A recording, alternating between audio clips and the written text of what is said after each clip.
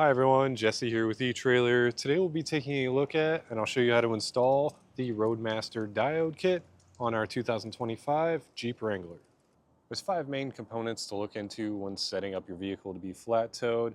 We'll have the base plate, the tow bar, the braking system, our diode wiring, and these safety cables. The goal of the diode kit is to send a signal from your motorhome to the back of the towed vehicle to the tail lights in order to make those function properly. So that means your turn signals, your brake lights, and your tail lights.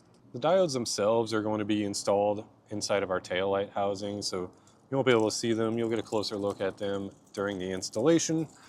But the kit also comes with the 6-pole here and the umbilical, so we'll talk about those a bit. The 6-pole is just your standard 6-pole. It's very simple, easy to use. It's got a lid that closes down, and that also doubles as a locking tab for when you do have it plugged in. It'll hold that cord in place so that you don't have to worry about it getting disconnected.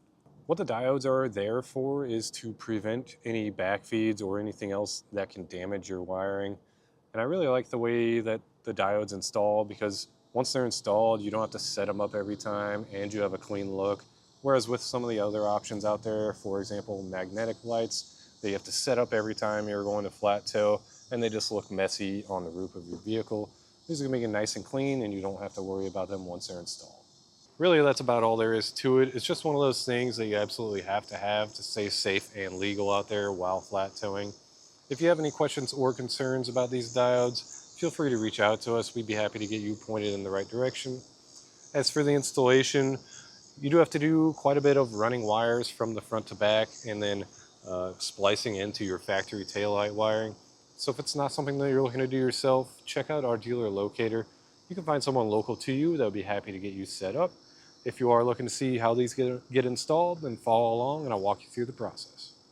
To begin our installation, we'll want to find a place to mount our 6-pole. So I just have it kind of mocked up for now, and I left some slack so that we can later on tie in to our 6-pole. I'm just using a no-drill universal bracket onto our Demco base plate here. It really just depends on your base plate and your setup. But from there, I routed the wire into our engine bay, just behind our bumper, and then tucked it behind our grill here. And we went under our intake box. And then once I got to this point, I always like to leave a loop in the wiring, just because depending on the braking system that you're working with, you may need to tie into this wiring, so it's always nice to have some extra. And after that loop, I cut into the white wire and peeled that off. We're going to use the slack, but the white wire is our ground, and I just used a factory ground here with the included ring terminal.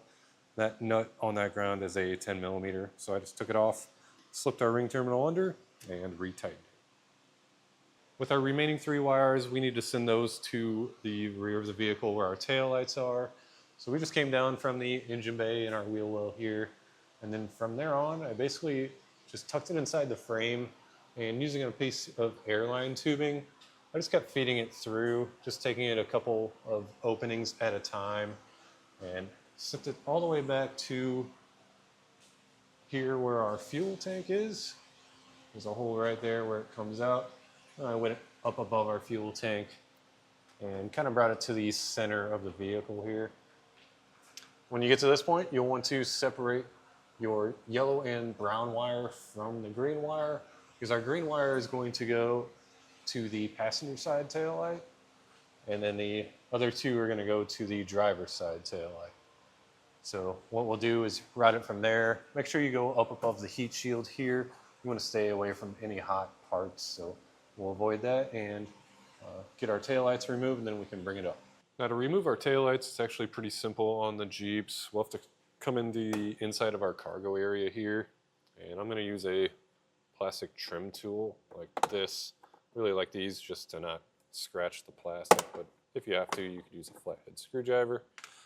Pop that up, and then there's a plastic 10 millimeter bolt.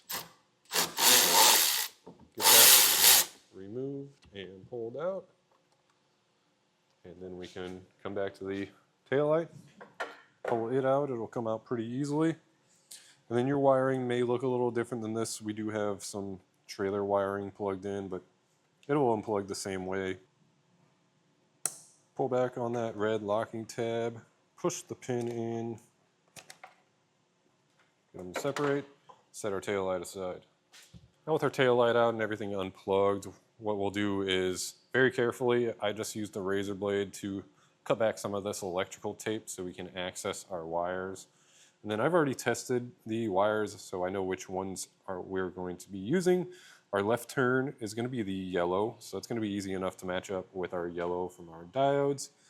And then the tail light signal will be the white and gray wire. You may notice there's two white and gray wires in here. We're going to use the thicker one. And the way I tested that is I just had the tail lights on, then I took a test light to the pins back here, matched it up with a wire, and did the same thing with the turn signal. So now at this point what we'll do is find a good point where you have some slack on the wire on both ends, and with the yellow one we're going to cut that back, strip it, and then we will crimp on our spade terminals for our diode.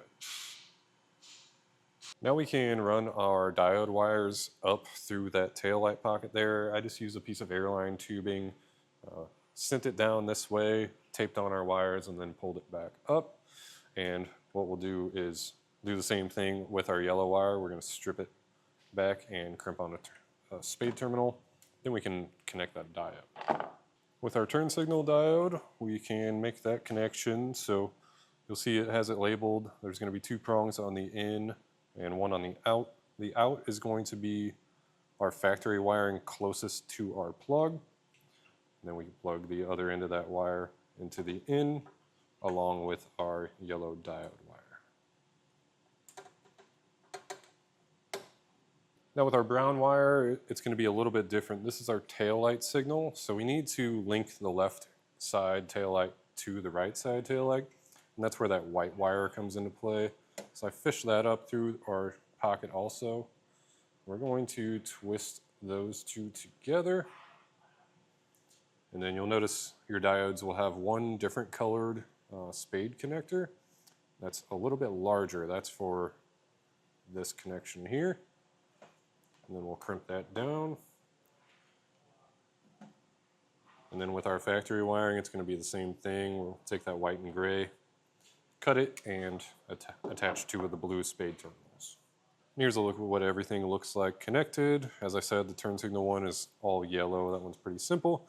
And then the white and gray ties in with our brown and that white wire. So once we got these done, we're going to just loosely install our taillight. Make sure you plug it in, because we'll want to test before we get everything cleaned up. But first we have to move over to the passenger side and get those diodes installed. On the passenger side, it's going to be a similar concept, but the wire colors have changed. So our turn/break, which is our green wire from our diodes, is actually going to match up and be the green wire on our factory wiring. And then our white wire, which if you remember is our tail light signal. Our tail light signal wire is going to be the white and orange wire on our factory wiring. So we'll get these buttoned up, and then we can move on to hooking up our 6-pole.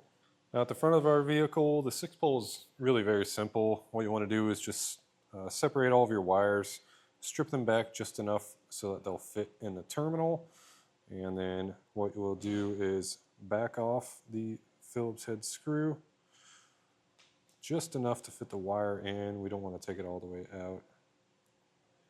Push the wire in there and make sure you don't get any stray wires that could possibly make contact with the wrong terminal. And tighten that down. And yeah, connecting the wires is simple. You just have to match the colors with where they go. So I'll go over them real quick. The brown wire is our tail light, so that's going to go to the TM. The white is our ground, that's going to go to GD. Yellow is left turn, that's going to go to LT, and green is right turn, that's going to go to RT. Now we've hooked up our test box. You could also just hook up to your motorhome. We just want to make sure everything's functioning properly before we hit the road. So I'll run through all of the light functions. This will be tail lights, left turn, brake lights, and our right turn. Now that we know everything's working as it should, what I would recommend is putting some silicone on the connections back here and then backfilling it with it just to make sure everything stays good for a long time. But otherwise, that's going to do it for our look at and installation of the Roadmaster diode kit on our 2025 Jeep Wrangler.